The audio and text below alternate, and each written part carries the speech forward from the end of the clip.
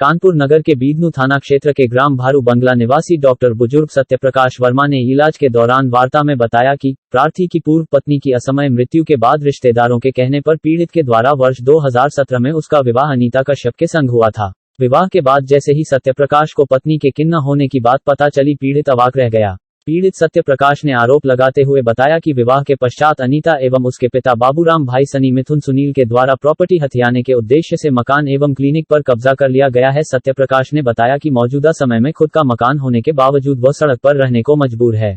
पत्नी अनीता के द्वारा जबरन प्रॉपर्टी उसके नाम कराने जाने की बात कही जा रही है। आला अधिकारियों से न्याय की गुहार लगाते हुए पीड़ित प्रकाश वर्मा ने बताया कि अगर उसे न्याय न मिला तो आत्महत्या करने को मजबूर हो जाएगा। वार्ता करते हुए सत्यप्रकाश ने बताया कि वह पिछले कई वर्षों से आला अधिकारियों के चक्कर लगाकर निराश हो चुका है। अब उसे न्याय की बिल्कुल भी आस नहीं है। उसका ये भी आरोप है कि अब उसकी पत्नी अनीता क्लिनिक चला रही है। अगर कोई हादसा होता है तो उसका जिम्मेदार कौन होगा? अब देखने वाली बात यह होगी कि शासन प्रशासन इस पर क्या कार्यवाही करता है। ये तो आने वाला वक्त ही बताएगा। क्या नाम है आपका? हमारा नाम सत्यप्रकाश वर्मा है। कहाँ रहते हैं? रहते बिधनू थाने क्षेत्र में भारू बंगला है, वहाँ रहते हैं सर।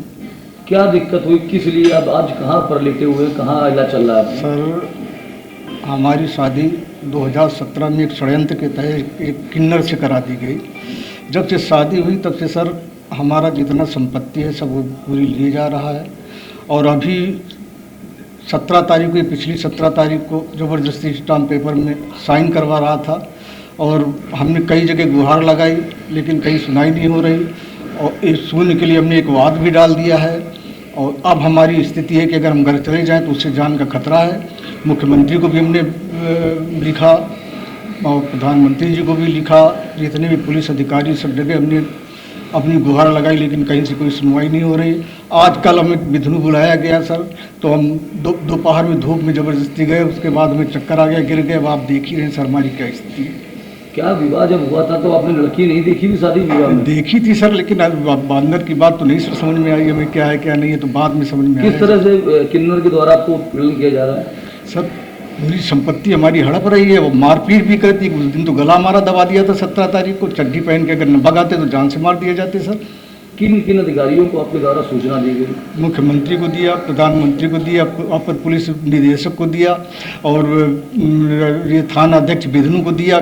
कई जगह सर हमने दिया, आवेदन किया, लेकिन कहीं से किसी तरह की हमें राहत नहीं मिल रही है। विवाह किसके द्वारा कराया गया था? विवाह एक बिचवानी थे, धनीराम यादव थे और उनका पूरा परिवार था और भी एक रिश्तेदार थे। उन लोगों ने हमें ये विवाह करवा दिया। आपके द्वारा किन्नर समाज के लीडर से बात हुई इस मामले में? अभी तक तो नहीं हुई सर। हमें इस मामले क्या मांग करते हैं शासन? हम यही करते हैं कि हमें उस किन्नर से बचाया जाए। हमारी जो संपत्ति हड़प लिया, हमारा दवाखाना जबरदस्ती अंगूठा छाप सर वो चला रही है।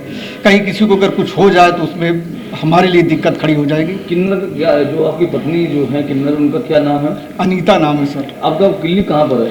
ये भारू बंगला पड़ता है सर, थाना बिधनू में, पिपरगवा के पास। चूँकि आप पेशे से डॉक्टर भी हैं, जी, दवाखाना आपका है, तो आपकी जो पत्नी किन्नर है वो दवाखाना चला रही, का उनको अनुभव है दवा? कुछ नहीं सर, किसी को कुछ हो जाएगा तो झेलना हमें पड़ेगा। विनती यही कि उसे आप लोग रोकें सर।